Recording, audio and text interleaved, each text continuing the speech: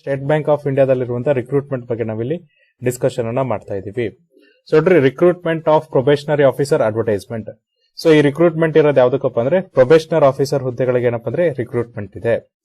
ಹಾಗಾದ್ರೆ ನೀವೇನಾದ್ರೂ ರಿಜಿಸ್ಟ್ರೇಷನ್ಸ್ ಮಾಡಿಸ್ಬೇಕಂದ್ರೆ, ಅಪ್ಲೈ ಮಾಡ್ಬೇಕಾದ್ರೆ ಯಾವ ಒಂದು ವೆಬ್ಸೈಟ್ ಅನ್ನ ಯೂಸ್ ಮಾಡ್ಕೊಂಡು ನೀವು ರಿಜಿಸ್ಟ್ರೇಷನ್ ಮಾಡ್ಕೋಬೇಕಂದ್ರೆ https://spade/careers/current-openings ಮೂಲಕ ನೀವೇನಪ್ಪ ಅಂದ್ರೆ ಅಪ್ಲಿಕೇಶನ್ಸ್ ನ ಹಾಕಬಹುದಾಗಿದೆ. ಜೊತೆಗೆ ನೋಡ್ರಿ, ನಿಮ್ಗೆ ಏನಾದ್ರೂ ಓಪನಿಂಗ್ಸ್ ಬಗ್ಗೆ ಗೊತ್ತಾಗಬೇಕಾದ್ರೆ ನೀವೇನ್ ಮಾಡಬಹುದಪ್ಪ ಅಂದ್ರೆ https://bank.sbi/careers/current-openings ಇಲ್ಲಿ ಹೋಗಿ ನೀವೇನ್ ಮಾಡಬಹುದಪ್ಪ ಅಂದ್ರೆ ಯಾವ್ದಾದ್ರು ಓಪನಿಂಗ್ಸ್ ಇದೆಯಾ ಅಂತ ನಾವು ನೋಡಬಹುದಾಗಿದೆ. ಹಾಗಾದ್ರೆ ನೋಡ್ರಿ, ಆಕ್ಟಿವಿಟಿನ ನೋಡೋದಾದ್ರೆ ಆನ್ಲೈನ್ ರಿಜಿಸ್ಟ್ರೇಷನ್ ಯಾವಾಗ ಸ್ಟಾರ್ಟ್ ಆಗುತ್ತಪ್ಪ ಅಂದ್ರೆ 7/9/2023 27/9/2023. ನೋಡ್ರಿ, ಅಪ್ಲಿಕೇಶನ್ ಫೀಸ್ ನೀವು ಯಾವಾಗ ತುಂಬಬಹುದು ಅಂದ್ರೆ 7/9/2023 27/9/2023. ಪ್ರಿಲಿಮಿನರಿ ಎಕ್ಸಾಮಿನೇಷನ್ ಗೆ ಕಾಲ್ ಲೆಟರ್ ನ ನೀವೇನಪ್ಪ ಅಂದ್ರೆ ಅಕ್ಟೋಬರ್ 2ನೇ ವಾರದ ನಂತರ ಡೌನ್ಲೋಡ್ ಮಾಡ್ಕೋಬಹುದು. ಪ್ರಿಲಿಮಿನರಿ ಎಕ್ಸಾಮ್ ಯಾವಾಗಿರುತ್ತೆ ಅಂದ್ರೆ ನವೆಂಬರ್ 2023 ಇರುತ್ತೆ. ಅದೇ ತರ ನೋಡ್ರಿ, ಪ್ರಿಲಿಮಿನರಿ ಎಕ್ಸಾಮ್ ರಿಸಲ್ಟ್ ಅನ್ನ ಯಾವಾಗ ಬಿಡ್ತಾರೆ ಅಂದ್ರೆ ನವೆಂಬರ್ ಅಥವಾ ಡಿಸೆಂಬರ್ 2023 ಬಿಡ್ತಾರೆ.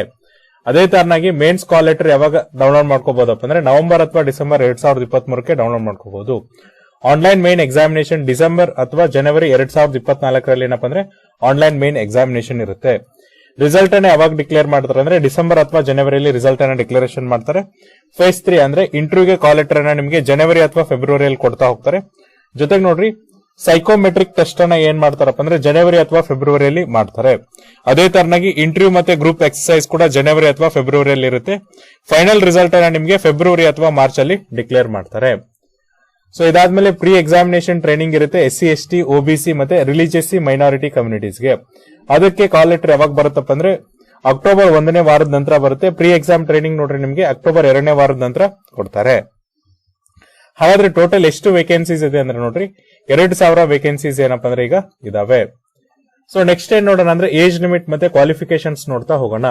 ಹಾಗಾದ್ರೆ ಎಲಿಜಿಬಿಲಿಟಿ ಕ್ರೈಟೀರಿಯಾ ಏನಂದ್ರೆ ಎಸೆನ್ಷಿಯಲ್ ಅಕಾಡೆಮಿಕ್ ಕ್ವಾಲಿಫಿಕೇಶನ್ಸ್ ನೋಡ್ರಿ 31/12/2023 ಪ್ರಕಾರ graduation in any discipline from recognised university or any equivalent qualification recognised as such by the central government. Those who are in final year or semester of their graduation may also apply, provisionally subject to the condition that if called for the interview, they have to produce the proof of having passed the graduation examination on or before 31/12/2023. ಅಂದ್ರೆ ನೋಡ್ರಿ, ಇಲ್ಲಿ ಏನ್ ಹೇಳ್ತಿದ್ದಾರೆ ಅಂದ್ರೆ ಯಾರು application ಹಾಕಬಹುದಪ್ಪ ಅಂದ್ರೆ ಯಾವೆಲ್ಲ ಪದವೀಧರರು ಅಂದ್ರೆ ಎಲ್ಲಾ ಪದವೀಧರರು ಇಲ್ಲಿ ಎಲಿಜಿಬಲ್ ಆಗ್ತಾರೆ. ಯಾವ ಒಂದು ಅಭ್ಯರ್ಥಿ ನೋಡ್ರಿ ಯಾವ್ದಾದ್ರು ಪದವಿಯನ್ನ ಅರ್ಹತೆಯನ್ನ ಹೊಂದಿದ್ರೆ ಅಂದ್ರೆ ನೀವು ಜಸ್ಟ್ ಪದವೀಧರ ಆಗಿದ್ರೆ ಸಾಕು ಈ ಒಂದು ಹುದ್ದೆಗೆ ಎಲಿಜಿಬಲ್ ಆಗ್ತಾರೆ. ಜೊತೆಗೆ ಏನಪ್ಪಾ ಅಂದ್ರೆ ನೀವೇನಾದ್ರೂ ಫೈನಲ್ ಇಯರ್ ಅಥವಾ ಫೈನಲ್ ಸೆಮಿಸ್ಟರ್ ಓದ್ತಾ ಇದ್ರೆ ನೀವೇನಾದ್ರೂ ಅಪ್ಲಿಕೇಶನ್ಸ್ ಹಾಕಬಹುದು. ಅಂದ್ರೆ ನೀವು ಕೂಡ ಇಲ್ಲಿ ಅಪ್ಲಿಕೇಶನ್ಸ್ ಹಾಕಬಹುದು. ಆದ್ರೆ ಒಂದು ಕಂಡೀಷನ್ಸ್ ಏನಪ್ಪಾ ಅಂದ್ರೆ ನಿಮ್ನ ಇಂಟರ್ವ್ಯೂಗೆ ಕರೆದಾಗ ಏನಪ್ಪಾ ಅಂದ್ರೆ ನೀವು ಈ ಒಂದು ಡಿಗ್ರಿ ಕಂಪ್ಲೀಟ್ ಏನಪ್ಪಾ ಅಂದ್ರೆ 31/12/2023 ಮುಂಚೆನೆ ಕಂಪ್ಲೀಟ್ ಮಾಡಿದೀವಿ ಅಂತ ಸರ್ಟಿಫಿಕೇಟ್ ನ ಕೊಡಬೇಕಾಗತ್ತೆ. ಅಂದ್ರೆ ನಿಮ್ಮ ರಿಸಲ್ಟ್ ಏನಿದೆ ಡಿಗ್ರಿ ಫೈನಲ್ ಇಯರ್ ರಿಸಲ್ಟ್ ಏನಪ್ಪಾ ಅಂದ್ರೆ 31/12/2023 ಬಂದಿರಬೇಕು. ಅಂತವ್ರು ಇಲ್ಲಿ ಎಲಿಜಿಬಲ್ ಆಗ್ತೀರಾ. ಜೊತೆಗೆ ನೋಡ್ರಿ, ವಯೋಮಿತಿನ ನೋಡೋದಾದ್ರೆ ಏಜ್ ಲಿಮಿಟ್ ನೋಡ್ರಿ 1/4/2023 ಪ್ರಕಾರ ಏನಪ್ಪಾ ಅಂದ್ರೆ 21 ವರ್ಷದಕ್ಕಿಂತ ಕೆಳಗಿರಬಾರ್ದು. ಜೊತೆಗೆ 30 ವರ್ಷ ಮೀರಿರಬಾರ್ದು. ಜೊತೆಗೆ ನೋಡ್ರಿ, ಇಲ್ಲಿ ಯಾರೆಲ್ಲ ಎಲಿಜಿಬಲ್ ಆಗ್ತಾರೆ ಅಂದ್ರೆ ಯಾರ್ದೆಲ್ಲ ಜನ್ಮ ದಿನಾಂಕ ಏನಪ್ಪಾ ಅಂದ್ರೆ 1/4/2002 ಮೇಲೆ ಇರುತ್ತೆ. ಜೊತೆಗೆ ಏನಪ್ಪಾ ಅಂದ್ರೆ 2/4/1993 ಒಳಗಿರುತ್ತೆ. ಅಂದ್ರೆ 2/4/1993 ನಂತರ 1/4/2002 ಒಳಗಿರ್ತಾರಲ್ಲ ಅಂತವ್ರು ಇಲ್ಲಿ ಎಲಿಜಿಬಲ್ ಆಗ್ತಾರೆ. ಸೊ ನೋಡ್ರಿ, ಯಾರ್ದೆಲ್ಲ ಜನ್ಮ ದಿನಾಂಕ 2/4/1993 ನಂತರ 1/4/2002 ಒಳಗಿರ್ತಾರಲ್ಲ ಅಂತವ್ರು ಇಲ್ಲಿ ಎಲಿಜಿಬಲ್ ಆಗ್ತಾರೆ. ಜೊತೆಗೆ ನೋಡ್ರಿ, ನೀವೇನಾದ್ರೂ SC/ST ಕ್ಯಾಂಡಿಡೇಟ್ ಆಗಿದ್ರೆ ನಿಮಗೆ 5 ವರ್ಷ ವಯೋಮಿತಿ ಸಡಲಿಕೆಯನ್ನು ಕೊಡ್ತಾರೆ. OBC ಅಭ್ಯರ್ಥಿಗಳಾಗಿದ್ರೆ ನಿಮಗೆ 3 ವರ್ಷ ವಯೋಮಿತಿ ಸಡಲಿಕೆಯನ್ನು ಕೊಡ್ತಾರೆ. ಜೊತೆಗೆ ವಿಕಲಚೇತನರಾಗಿದ್ರೆ 10 ವರ್ಷ ವಯೋಮಿತಿ ಸಡಲಿಕೆ ಇರುತ್ತೆ. ಅದೇ ತರ ನೋಡ್ರಿ, ಎಕ್ಸ್ ಸರ್ವಿಸ್ ಮ್ಯಾನ್ ಮತ್ತೆ ಕಮಿಷನರ್ ಆಫೀಸರ್ಸ್ ಆಗಿದ್ರೆ ನಿಮ್ಗೆ ಏನಪ್ಪಾ ಅಂದ್ರೆ 5 ವರ್ಷ ವಯೋಮಿತಿ ಸಡಲಿಕೆಯನ್ನು ಇಲ್ಲಿ ಕೊಡ್ತಾ ಹೋಗ್ತಾರೆ. ಇದಾದ್ಮೇಲೆ ನೆಕ್ಸ್ಟ್ ನೋಡ್ರಿ, ನಾವು ಈ ಕ್ವಾಲಿಫಿಕೇಶನ್ಸ್ ಆಯ್ತು. ನೆಕ್ಸ್ಟ್ ಎಕ್ಸಾಮಿನೇಷನ್ಸ್ ಯಾವ ತರನಾಗಿರುತ್ತೆ ಅಂತ ನಾವು ನೋಡ್ತಾ ಹೋಗೋಣ. ನೆಕ್ಸ್ಟ್ ನೋಡ್ರಿ, ಸೆಲೆಕ್ಷನ್ ಪ್ರೊಸೀಜರ್ಸ್ ಏನಿರುತ್ತಪ್ಪ ಅಂದ್ರೆ 3 ಹಂತದಲ್ಲಿ ಇರುತ್ತೆ. ಫಸ್ಟ್ ಪ್ರಿಲಿಮಿನರಿ ಎಕ್ಸಾಮಿನೇಷನ್ ಇರುತ್ತೆ, ಅದಾದ್ಮೇಲೆ ಮೇನ್ಸ್ ಎಕ್ಸಾಮಿನೇಷನ್ ಇರುತ್ತೆ, ಅದಾದ್ಮೇಲೆ ನಿಮ್ಗೆ ಏನಿರುತ್ತಪ್ಪ ಅಂದ್ರೆ ಇಂಟರ್ವ್ಯೂ ಮತ್ತೆ ಗ್ರೂಪ್ ಡಿಸ್ಕಷನ್ಸ್ ಇರುತ್ತೆ. ಹಾಗಾದ್ರೆ ಪ್ರಿಲಿಮಿನರಿ ಎಕ್ಸಾಮಿನೇಷನ್ಸ್ ಅಲ್ಲಿ ಏನಿರುತ್ತೆ ಅಂದ್ರೆ ನೋಡ್ರಿ, ಪ್ರಿಲಿಮಿನರಿ ಎಕ್ಸಾಮ್ಸ್ ಅಲ್ಲಿ ನಿಮಗೆ 3 ಸೆಕ್ಷನ್ಸ್ ಇರುತ್ತೆ. ಇಂಗ್ಲಿಷ್ ಲ್ಯಾಂಗ್ವೇಜ್, ಕ್ವಾಂಟಿಟೇಟಿವ್ ಆಪ್ಟಿಟ್ಯೂಡ್ ಮತ್ತೆ ರೀಸನಿಂಗ್ ಇಂದ. ಸೊ ಒಟ್ಟು 100 ಕ್ವಶನ್ಸ್ ಕೇಳ್ತಾರೆ. 1 hour ಡ್ಯೂರೇಷನ್ಸ್ ಇರುತ್ತೆ. 100 ಕ್ವಶನ್ಸ್ 100 ಮಾರ್ಕ್ಸ್ಗೆ. ಸೊ ಇಲ್ಲಿ ಇಂಗ್ಲಿಷ್ ಲ್ಯಾಂಗ್ವೇಜ್ ಇಂದ ನಿಮಗೆ 30 ಕ್ವಶನ್ಸ್ ಕೇಳ್ತಾರೆ, ಇಲ್ಲಿ 20 ನಿಮಿಷ ಡ್ಯೂರೇಷನ್ಸ್ ಇರುತ್ತೆ. ಕ್ವಾಂಟಿಟೇಟಿವ್ ಆಪ್ಟಿಟ್ಯೂಡ್ ಇಂದ ನಿಮಗೆ 35 ಕ್ವಶನ್ಸ್ ಕೇಳ್ತಾರೆ, 35 ಮಾರ್ಕ್ಸ್ಗೆ 20 ನಿಮಿಷ ಡ್ಯೂರೇಷನ್ಸ್ ಇರುತ್ತೆ. ರೀಸನಿಂಗ್ ಎಬಿಲಿಟಿ ಇಂದ ನಿಮಗೆ 35 ಕ್ವಶನ್ಸ್ ಕೇಳ್ತಾರೆ, 35 ಮಾರ್ಕ್ಸ್ಗೆ 20 ನಿಮಿಷ ಡ್ಯೂರೇಷನ್ಸ್ ಇರುತ್ತೆ. ಒಟ್ಟು ನೋಡ್ರಿ 100 ಕ್ವಶನ್ಸ್ ಕೇಳ್ತಾರೆ, 100 ಮಾರ್ಕ್ಸ್ಗೆ 1 hour ಡ್ಯೂರೇಷನ್ಸ್ ಇರುತ್ತೆ. ನೆಕ್ಸ್ಟ್ ನೋಡ್ರಿ selection criteria for mains examination. Category wise merit list will be drawn on the basis of the aggregate marks scored in a preliminary examination. There will be no sectional cutoff. Candidates numbering 10 times the approximate the number of vacancies in each category will be shortlisted for main examination from the top of the above the merit list. ಅಂದ್ರೆ ನೋಡ್ರಿ ಪ್ರತಿಯೊಂದು section wise ಏನಪ್ಪಾ ಅಂದ್ರೆ cut off ಅನ್ನ ತೆಗಿತಾರೆ. ಜೊತೆಗೆ ಪ್ರತಿ section ಅಲ್ಲಿ ಏನಪ್ಪಾ ಅಂದ್ರೆ 10 ಪಟ್ಟು ಏನಿರುತ್ತೆ. ಅಂದ್ರೆ ಈಗ ನೋಡ್ರಿ ಒಂದು ಹುದ್ದೆ ಇದ್ರೆ ಅಲ್ಲಿ 10 ಜನರು ಏನ್ ಎಲಿಜಿಬಲ್ ಆಗ್ತಾರಲ್ಲ ಅಂತವ್ರನ್ನ ಶಾರ್ಟ್ ಲಿಸ್ಟ್ ಮಾಡಿ ಮೇನ್ಸ್ ಎಕ್ಸಾಮಿನೇಷನ್ ಗೆ ಕಳಿಸ್ತಾರೆ. ನೆಕ್ಸ್ಟ್ ನೋಡ್ರಿ ಮೇನ್ಸ್ ಎಕ್ಸಾಮಿನೇಷನ್ ಏನಪ್ಪಾ ಅಂದ್ರೆ mains examination will be conducted in online, will consist of objective type test for 200 marks and descriptive test for 50 marks. Descriptive test will be administered immediately after the conclusion of the objective test, and candidates will have to type their descriptive test answers on the computers. So ನೋಡ್ರಿ mains examination ಅನ್ನ 2 ಹಂತದಲ್ಲಿ ಮಾಡ್ತಾರೆ. ಒಂದು objective type test ಇರುತ್ತೆ, ಇನ್ನೊಂದು descriptive type test. Objective ಅಂದ್ರೆ ನಿಮ್ಗೆ ಇಲ್ಲಿ ಏನಪ್ಪಾ ಅಂದ್ರೆ ಬಹು ಆಯ್ಕೆ ಪ್ರಶ್ನೆಗಳಿರುತ್ತೆ. ಡಿಸ್ಕ್ರಿಪ್ಟಿವ್ ಅಂದ್ರೆ ನೀವು ಅಲ್ಲಿ ಬರಿಬೇಕಾಗುತ್ತೆ. ಸೊ ನೋಡ್ರಿ ಆಬ್ಜೆಕ್ಟಿವ್ ಟೈಪ್ ಟೆಸ್ಟ್ ಅಲ್ಲಿ ನಿಮ್ಗೆ ಏನಪ್ಪಾ ಅಂದ್ರೆ 4 ಸೆಕ್ಷನ್ಸ್ ಇರುತ್ತೆ. ಫಸ್ಟ್ ಏನಂದ್ರೆ ರೀಸನಿಂಗ್ ಮತ್ತೆ ಕಂಪ್ಯೂಟರ್ ಆಪ್ಟಿಟ್ಯೂಡ್ ಇಂದ ನಿಮ್ಗೆ 40 ಕ್ವಶನ್ಸ್ ಕೇಳ್ತಾರೆ, 50 ಮಾರ್ಕ್ಸ್ಗೆ 50 ನಿಮಿಷ ಡ್ಯೂರೇಷನ್ಸ್ ಕೊಡ್ತಾರೆ. ಇದಾದ್ಮೇಲೆ ನೋಡ್ರಿ ಡಾಟಾ ಅನಾಲಿಸಿಸ್ ಅಂಡ್ ಇಂಟರ್ಪ್ರಿಟೇಷನ್ಸ್ ಇಂದ ನಿಮ್ಗೆ 30 ಕ್ವಶನ್ಸ್ ಕೇಳ್ತಾರೆ, 50 ಮಾರ್ಕ್ಸ್ಗೆ 45 ನಿಮಿಷ ಡ್ಯೂರೇಷನ್ಸ್ ಇರುತ್ತೆ. ಜನರಲ್ ಎಕಾನಮಿ ಮತ್ತೆ ಬ್ಯಾಂಕಿಂಗ್ ಅವೇರ್ನೆಸ್ ಇಂದ ನಿಮ್ಗೆ 50 ಕ್ವಶನ್ಸ್ ಕೇಳ್ತಾರೆ, 60 ಮಾರ್ಕ್ಸ್ಗೆ 45 ನಿಮಿಷ ಡ್ಯೂರೇಷನ್ಸ್ ಇರುತ್ತೆ. ಇಂಗ್ಲಿಷ್ ಲ್ಯಾಂಗ್ವೇಜ್ ಇಂದ ನಿಮ್ಗೆ 35 ಕ್ವಶನ್ಸ್ ಕೇಳ್ತಾರೆ, 40 ಮಾರ್ಕ್ಸ್ಗೆ 40 ನಿಮಿಷ ಡ್ಯೂರೇಷನ್ಸ್ ಇರುತ್ತೆ. ಒಟ್ಟು ನೋಡ್ರಿ 155 ಕ್ವಶನ್ಸ್ ಇರುತ್ತೆ, 200 ಮಾರ್ಕ್ಸ್ಗೆ 3 hour ಡ್ಯೂರೇಷನ್ಸ್ ಇರುತ್ತೆ. ಇದಾದ್ಮೇಲೆ ನಿಮ್ಗೆ ನೆಕ್ಸ್ಟ್ ಏನ್ ಮಾಡ್ತಾರಪ್ಪ ಅಂದ್ರೆ ಡಿಸ್ಕ್ರಿಪ್ಟಿವ್ ಟೆಸ್ಟ್ ಇರುತ್ತೆ. ಇಲ್ಲಿ ಏನ್ ಮಾಡ್ಬೇಕಂದ್ರೆ ನೀವು ಲೆಟರ್ ರೈಟಿಂಗ್ ಮತ್ತೆ ಎಸ್ಸೆ ನ ಬರೀಬೇಕಾಗತ್ತೆ. 2 ಕ್ವಶನ್ಸ್ ಕೇಳ್ತಾರೆ, 50 ಮಾರ್ಕ್ಸ್ಗೆ ಅರ್ಧ ಗಂಟೆ ನಿಮ್ಗೆ ಕಾಲಾವಕಾಶ ಇರುತ್ತೆ. ಜೊತೆಗೆ ನೋಡ್ರಿ ಏನಾದ್ರೂ ತಪ್ಪು ಉತ್ತರಗಳನ್ನ ಕೊಟ್ರೆ ಪೆನಾಲ್ಟಿ ಇರುತ್ತೆ, ನೆಗೆಟಿವ್ ಮಾರ್ಕಿಂಗ್ ಇರುತ್ತೆ. ಅಂದ್ರೆ there will be penalty for wrong answer marked in the objective test. For each questions for which a wrong answer has been given by a candidate, 1/4 of the marks assigned to that questions will be deducted as penalty to arrive at a corrected score. ಅಂದ್ರೆ ನೋಡ್ರಿ ಪ್ರತಿ ತಪ್ಪು ಉತ್ತರಕ್ಕೆ ಏನಪ್ಪಾ ಅಂದ್ರೆ ಆ ಪ್ರಶ್ನೆಗೆ ಎಷ್ಟು ಅಂಕಗಳನ್ನ ಕೊಟ್ಟಿರ್ತಾರಲ್ಲ ಅದರ 4ನೇ 1 ಭಾಗದಷ್ಟು ಏನಪ್ಪಾ ಅಂದ್ರೆ ಅಂಕಗಳನ್ನ ಕಡಿತಗೊಳಿಸ್ತಾ ಹೋಗ್ತಾರೆ. If a question is left blank and that is if no answer is marked by a candidate, there will be no penalty for that questions. ಅಂದ್ರೆ ಇನ್ ಕೇಸ್ ನೀವು ನೋಡ್ರಿ ಯಾವುದೇ ಕ್ವಶನ್ ಅನ್ನ ಅಟೆಂಪ್ಟ್ ಮಾಡಲಿಲ್ಲ ಅಂದ್ರೆ ಯಾವುದೇ ತರ ಅಂತ ಪೆನಾಲ್ಟಿಯನ್ನ ನಿಮ್ಗೆ ಇಲ್ಲಿ ಕೊಡೋದಿಲ್ಲ. ಇದಾದ್ಮೇಲೆ ನೋಡ್ರಿ ಸೆಲೆಕ್ಷನ್ಸ್ ಏನ್ ಮಾಡ್ತಾರಪ್ಪ ಅಂದ್ರೆ selection marks will not be maintain by both preliminary and mains examination. Sectional marks ಏನಿರುತ್ತಲ್ಲ ಅದನ್ನ ಏನಪ್ಪಾ ಅಂದ್ರೆ ಪ್ರಿಲಿಮಿನರಿ ಮತ್ತೆ ಮೇನ್ಸ್ ಎಕ್ಸಾಮ್ ಅಲ್ಲೂ ಮೇಂಟೈನ್ ಮಾಡಲ್ಲ. ಸೆಲೆಕ್ಷನ್ ಕ್ರೈಟೀರಿಯಾ ಏನಿರುತ್ತೆ ಅಂದ್ರೆ ಫೇಸ್ 3 ಗೆ category wise merit list will be drawn on the basis of the aggregate marks scored in a phase 2.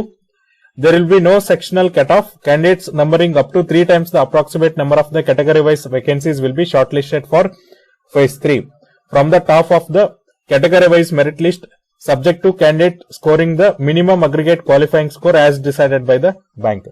ಅಂದ್ರೆ ನೋಡ್ರಿ ಯಾವುದೇ ತರ ಅಂತ ಸೆಕ್ಷನಲ್ ಕಟ್ ಆಫ್ ಇರಲ್ಲ, ಬಟ್ ಸೆಲೆಕ್ಷನ್ಸ್ ಯಾವ ತರ ಮಾಡ್ತಾರೆ ಅಂದ್ರೆ ಯಾವ ಕೆಟಗರಿಗೆ ಎಷ್ಟು ಹುದ್ದೆಗಳಿದೆಯಲ್ಲ ಅದ್ರದ್ದು ಏನಪ್ಪ ಅಂದ್ರೆ 3 ಪಟ್ಟಷ್ಟು ಏನ್ ಮಾಡ್ತಾರಪ್ಪ ಅಂದ್ರೆ ಇಂಟರ್ವ್ಯೂಗೆ ಕರೀತಾರೆ. ಸೊ ನೋಡ್ರಿ ಫಸ್ಟ್ ಪ್ರಿಲಿಮ್ಸ್ ಅಲ್ಲಿ ಏನ್ ಮಾಡ್ತಾರೆ ಅಂದ್ರೆ ಒಂದು ಹುದ್ದೆಗೆ 10 ಟೈಮ್ಸ್ ಅಥವಾ 10 ಪಟ್ಟಷ್ಟು ಜನರನ್ನ ಏನ್ ಮಾಡ್ತಾರೆ ಅಂದ್ರೆ ಫೇಸ್ 2 ಎಕ್ಸಾಮಿನೇಷನ್ ಕರೀತಾರೆ.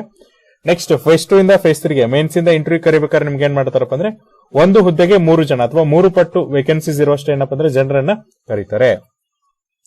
ಇದಾದ್ಮೇಲೆ ನೋಡ್ರಿ ಸೈಕೋಮೆಟ್ರಿಕ್ಸ್ ಟೆಸ್ಟ್ ಮಾಡ್ತಾರೆ. The bank will conduct psychometric test for personality profiling of those candidates who will be shortlisted for phase 3. Finding of the test may be placed before the interview panel for having thorough perspective on the candidates. ಅಂದ್ರೆ ನೋಡ್ರಿ ಇಲ್ಲಿ psychometric test ಇರುತ್ತೆ. ಅದನ್ನ ಏನ್ ಮಾಡ್ತಾರಪ್ಪ ಅಂದ್ರೆ ಇಂಟರ್ವ್ಯೂಕ್ಕಿಂತ ಮುಂಚೆ ಏನ್ ಮಾಡ್ತಾರೆ ಅಂದ್ರೆ ನಿಮಗೆ ಸೈಕೋಮೆಟ್ರಿಕ್ ಟೆಸ್ಟ್ ಅನ್ನ ಕಂಡಕ್ಟ್ ಮಾಡ್ತಾರೆ. ಅಂದ್ರೆ ಪರ್ಸನಾಲಿಟಿ ಪ್ರೊಫೈಲಿಂಗ್ ಯಾವ ತರನಾಗಿದೆ ಅಂತ ತಿಳ್ಕೊಳ್ಳೋದಕ್ಕೆ ಮಾಡ್ತಾರೆ. ಟೆಸ್ಟ್ ಸ್ಟ್ರಕ್ಚರ್ ಏನಿರುತ್ತೆ ನೋಡ್ರಿ, ಗ್ರೂಪ್ ಎಕ್ಸರ್ಸೈಸ್ ಇರುತ್ತೆ, ಇಂಟರ್ವ್ಯೂ ಇರುತ್ತೆ. ಟೋಟಲ್ 50 ಮಾರ್ಕ್ಸಿಗೋಸ್ಕರ ನಿಮ್ಗೆ ಏನಪ್ಪಾ ಅಂದ್ರೆ ಇದನ್ನ ಕಂಡಕ್ಟ್ ಮಾಡ್ತಾರೆ. ಇದಾದ್ಮೇಲೆ ನೆಕ್ಸ್ಟ್ ಏನ್ ಮಾಡ್ತಾರೆ ಅಂದ್ರೆ ಇಂಟರ್ವ್ಯೂ ಇರುತ್ತೆ, ಇಂಟರ್ವ್ಯೂ ಅನ್ನ ಕಂಡಕ್ಟ್ ಮಾಡ್ತಾರೆ. ನೆಕ್ಸ್ಟ್ ಏನಪ್ಪಾ ಅಂದ್ರೆ ಫೈನಲ್ ಸೆಲೆಕ್ಷನ್ಸ್ ನೋಡ್ರಿ. Candidates will have to qualify both phase 2 and phase 3 separately. The marks obtained in the phase 2 examination both in objective test and descriptive test will be added to the marks obtained in the phase 3 for preparing the final merit list. ಅಂದ್ರೆ ನೋಡ್ರಿ, preliminary examination ಅಲ್ಲಿ ನೀವೇನ್ marks ತಗೊಂತಿರಲ್ಲ ಅದನ್ನ ಯಾವುದೇ ತರನಾಗಿ merit consideration ಮಾಡಲ್ಲ. Mains examination ಅಲ್ಲಿ ನೀವೇನ್ ಮಾರ್ಕ್ಸ್ ಗಳಿಸಿರಲ್ಲ ಅದನ್ನ ನಿಮ್ಗೆ ಏನಪ್ಪಾ ಅಂದ್ರೆ ಮೆರಿಟ್ ಲಿಸ್ಟ್ ಗೆ ಕನ್ಸಿಡರೇಷನ್ ಮಾಡ್ತಾರೆ. ಫೇಸ್ 2 ಅಲ್ಲಿ ಏನಪ್ಪಾ ಅಂದ್ರೆ ಆಬ್ಜೆಕ್ಟಿವ್ ಟೆಸ್ಟ್ ಮತ್ತೆ ಡಿಸ್ಕ್ರಿಪ್ಟಿವ್ ಟೆಸ್ಟ್ ಅಲ್ಲಿ ಏನ್ ಮಾರ್ಕ್ಸ್ ತಗೊಂತಿರಲ್ಲ ಅದನ್ನು ಕನ್ಸಿಡರ್ ಮಾಡ್ತಾರೆ. ಜೊತೆಗೆ ಏನಪ್ಪಾ ಅಂದ್ರೆ ಇಂಟರ್ವ್ಯೂ ಅಲ್ಲಿ ಎಷ್ಟು ಮಾರ್ಕ್ಸ್ ತಗೊಂತಿರಲ್ಲ ಅದನ್ನೆಲ್ಲ ಮಾರ್ಕ್ಸ್ ಅನ್ನ ತೆಗೆದುಕೊಂಡು ಏನಪ್ಪಾ ಅಂದ್ರೆ ಫೈನಲ್ ಮೆರಿಟ್ ಲಿಸ್ಟ್ ಅನ್ನು ಅವರು ಡ್ರಾ ಮಾಡ್ತಾರೆ. ಸೊ ನೋಡ್ರಿ, ಇಂಟರ್ವ್ಯೂ ಎಷ್ಟಿರುತ್ತೆ ಅಂದ್ರೆ 50 ಮಾರ್ಕ್ಸ್ ಇರುತ್ತೆ. Group exercise 20 ಅಂಕಗಳಿರುತ್ತೆ. ಅದ್ರ ಜೊತೆಗೆ 30 ಮಾರ್ಕ್ಸ್ ಇಂಟರ್ವ್ಯೂ ಇರುತ್ತೆ. ಟೋಟಲ್ 50 ಮಾರ್ಕ್ಸ್ ಇಲ್ಲಿ ನಿಮ್ಗೆ ಕೊಡ್ತಾ ಹೋಗ್ತಾರೆ.